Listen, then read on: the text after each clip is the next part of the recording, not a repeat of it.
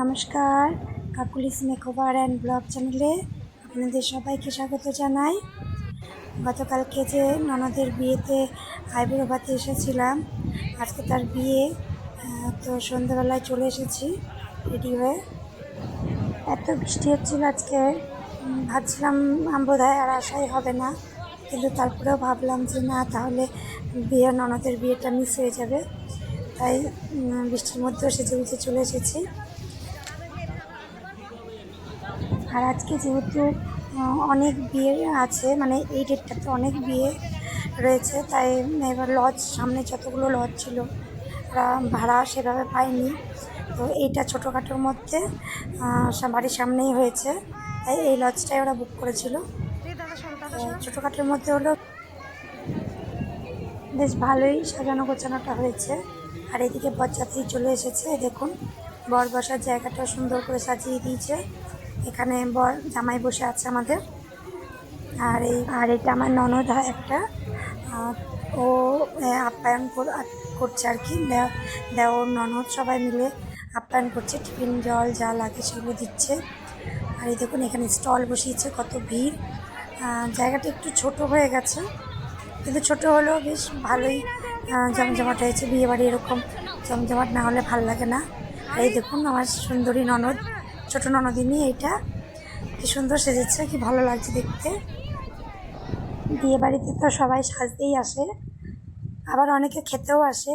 তো আপনারা জানাবেন কমেন্ট করে, আপনারা বিয়েবাড়িতে সাজতে যান না খেতে যান, অবশ্যই জানাবেন। কিন্তু আমি তো বিয়েবাড়িতে একটু সাজতেই যাই, কারণ আমার আবার বিয়েবাড়ি বলুন, কোনো অনুষ্ঠান বাড়ি বলুন, খাওয়া দাওয়ার থেকে সাজাগুজো, তারপর সবার সাথে আলাপ দেখাশোনা হবে, আলাপ হবে, এই কারণেই বেশি যায়। আর মানে ভালো লাগে, অনেক দিন পর বিয়েবাড়ি বা অনুষ্ঠান বাড়িতেই আত্মীয় স্বজন সবার সাথে দেখা হয়, খুব ভালো লাগে। এদিকে বিয়ের মণ্ডপে আমাদের বরমশাইকে নিয়ে বসিয়ে দিয়েছে, তো বিয়েটা শুরু হয়ে যাবে এখনই। রাতটাও বেশ অনেকটাই হলো, আমরা যেহেতু আবার বাড়ি ফিরে যাব, মানে রাতে এখানে থাকবো না। আমার তো জানেনই ছোটো বাচ্চা, আর ও ভীষণ বিয়েবাড়িতে এসে কান্নাকাটি করছে। আমার মনে হয় ও একটু ভয় পেয়ে গেছে এগুলো দেখে, এত লোকজন দেখে।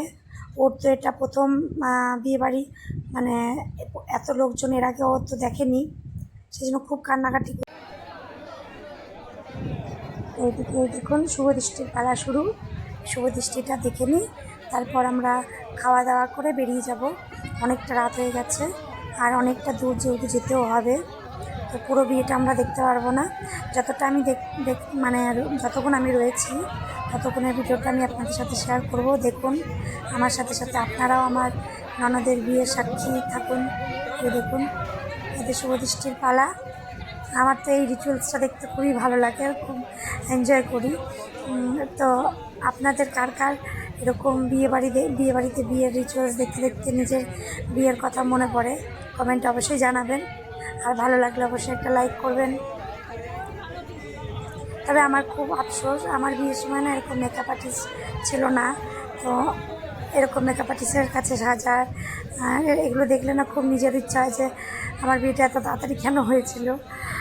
তখন না সব এমনি সবাই যে যেরকম পারত ওরকম সাজিয়ে দিত। আমার মতো আপনাদের কাদের কাদের মেকআপ আর্টিস্টের কাছে সাজার জন্য আফসোস লাগে, জানাবেন কমেন্ট করে। আর আমার সাথে সাথে আপনারাও সবাই এদেরকে মন ভরে প্রাণ ভরে আশীর্বাদ করুন, যাতে এরা আগামী জীবনে খুবই সুখী থাকে, খুবই সুখী হয়, আর খুব ভালোভাবে নিজেদের জীবন, নিজেদের সংসার গুছিয়ে নিতে পারে। আমিও এটাই প্রার্থনা করি ভগবানের কাছে, যেন এরা খুব সুখী হয়, সবার ভালোবাসা নিয়ে এদের নতুন জীবন আরও খুব সুন্দর হয়ে উঠুক, এটাই কামনা করি। এর সাথে আপনারাও এদেরকে একটু শুভকামনা জানিয়ে দেবেন। চলুন দেখুন এদের শুভদৃষ্টি হয়ে গেল, কি সুন্দর দেখছে একে অপরকে, বেশ ভালো লাগে কিন্তু এরকম এই রিচুয়ালসগুলো দেখতে। তা পুরো বিয়েটা তো দেখতে পারবো না, নাহলে আপনাদেরকেও দেখাতাম।